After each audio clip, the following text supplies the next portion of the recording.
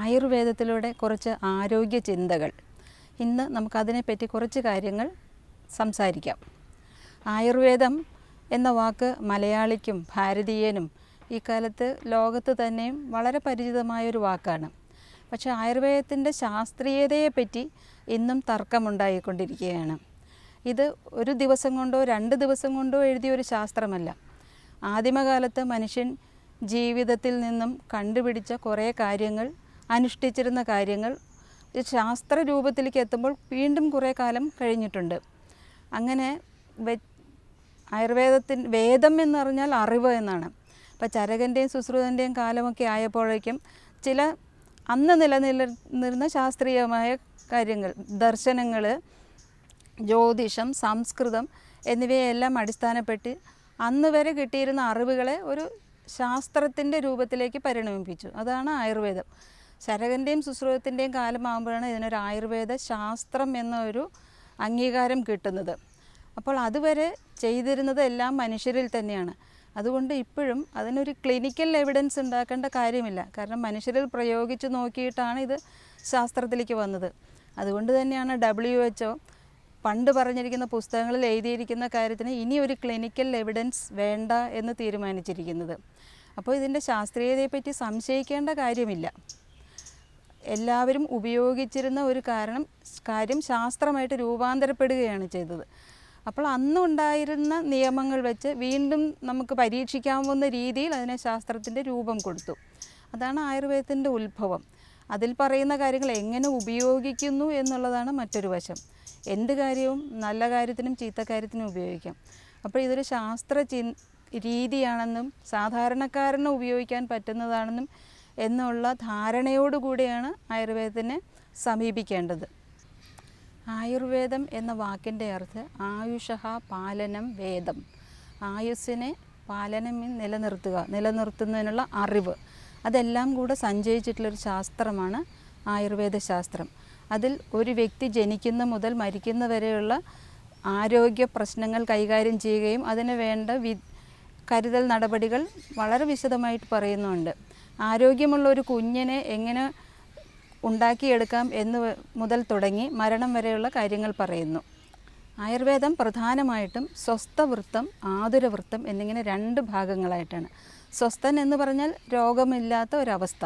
അപ്പോൾ അയാൾ ഒരു ദിവസം എന്തൊക്കെ കാര്യങ്ങൾ ചെയ്യണം, ഓരോ ഋതുക്കളിൽ എന്തൊക്കെ ചെയ്യണം, ഓരോ വയസ്സിൽ എന്തൊക്കെ ചെയ്യണം എന്നൊക്കെ വളരെ ഭംഗിയായിട്ട് പറഞ്ഞു വെച്ചിട്ടുണ്ട്.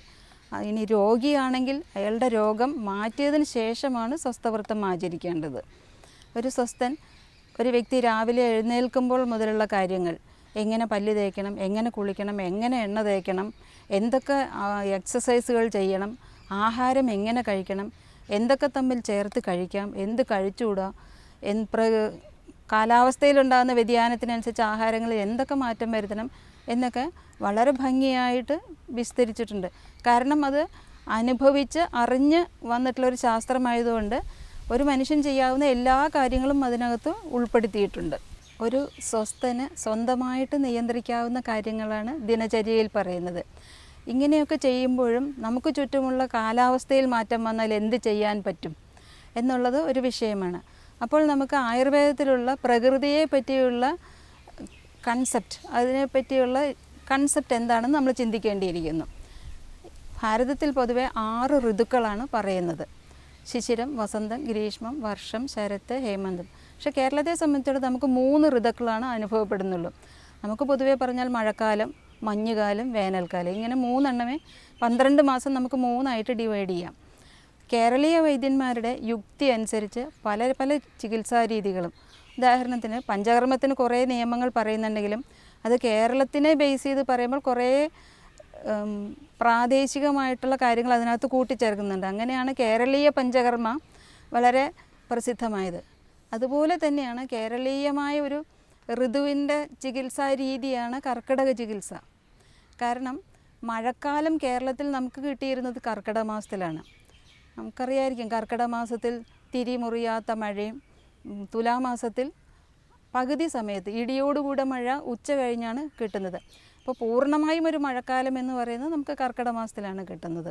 ഭാരതീയ വൈദ്യശാസ്ത്രത്തിൽ സൂര്യനെയും ചന്ദ്രനെയും പ്രധാനമാക്കിയാണ് കാലാവസ്ഥയുടെ നിർണ്ണയം ചെയ്തിരുന്നത്. സൂര്യൻ ഉള്ള സമയത്ത് ആദാനകാലം, അതായത് ആ സമയത്ത് മനുഷ്യന് ശക്തി കുറവായിരിക്കും, അതിനെ നമ്മൾ ഉത്തരായന കാലം എന്നും പറയാറുണ്ട്. ചന്ദ്രന് ആധിക്യം കാട്ടുന്ന സമയത്തിനെയാണ് വിസർഗകാലം. അപ്പോൾ നമുക്ക് സ്വാഭാവികമായും ശരീരത്തിനൊരു ബലം കാണും. അത് തണുപ്പ് കാലമാണ് സാധാരണ കിട്ടുന്നത്. അപ്പോൾ ഈ സൂര്യനെയും ചന്ദ്രനെയും ബേസാക്കിയിട്ട് ചെയ്യുന്ന ചികിത്സാ രീതികളുമാണ് ഇവിടെ കൂടുതലായിട്ടും ഉണ്ടായിരുന്നത്. കാലത്തിനെ പറ്റി നമുക്കൊന്ന് നോക്കാം. നമുക്ക് പ്രധാനമായും കിട്ടിയിരുന്നത് ഞാൻ പറഞ്ഞു, മഴക്കാലം, മഞ്ഞുകാലം, വേനൽക്കാലം. മഴക്കാലം നമുക്ക് 2 കാലമുണ്ടായിരുന്നു, കർക്കിടകത്തിലും തുലാമാസത്തിലും. തുലാമാസത്തിൽ നമുക്ക് പകുതി സമയം രാവിലെ മുതൽ വെയിലുണ്ടാകും, ഉച്ച കഴിഞ്ഞ് ഇടിയോടുകൂടി മഴയാണ് ഉണ്ടാകാറുള്ളത്. അപ്പോൾ കർക്കിടകത്തിൽ പൂർണ്ണമായും മഴ കിട്ടുന്നുണ്ട്, അതിനൊരു കർക്കിടക ചികിത്സ എന്ന് പേര് വന്നു എന്നേ ഉള്ളൂ. ശരിക്കും പറഞ്ഞാൽ അത് മഴക്കാല ചികിത്സയാണ്. ഇന്ത്യയിലെ എല്ലാ സ്ഥലത്തും കർക്കിടകത്തിലല്ല മഴ കിട്ടുന്നത്, ലോകത്തെ എല്ലാ സ്ഥലത്തും കർക്കിടകത്തിലല്ല മഴ കിട്ടുന്നത്. അപ്പോൾ കേരളീയമായ ഒരു എന്താ പറയുക, ഒരു സമീപന രീതിയാണ് കർക്കിടക ചികിത്സ. ശരിക്കും നമുക്ക് മഴക്കാല ചികിത്സ, മഞ്ഞുകാല ചികിത്സ, വേനൽക്കാല ചികിത്സ എന്നൊക്കെ പറയാവുന്നതേ ഉള്ളൂ. അല്ലെങ്കിൽ കേരളത്തിലിരിക്കുന്നവർക്ക് മാത്രമേ നമുക്ക് ചികിത്സിക്കാൻ പറ്റുള്ളൂ. ഇപ്പം ഗൾഫ് കൺട്രീസിലുള്ളവരെ ചികിത്സിക്കുമ്പോൾ അവിടെ മഴയില്ല.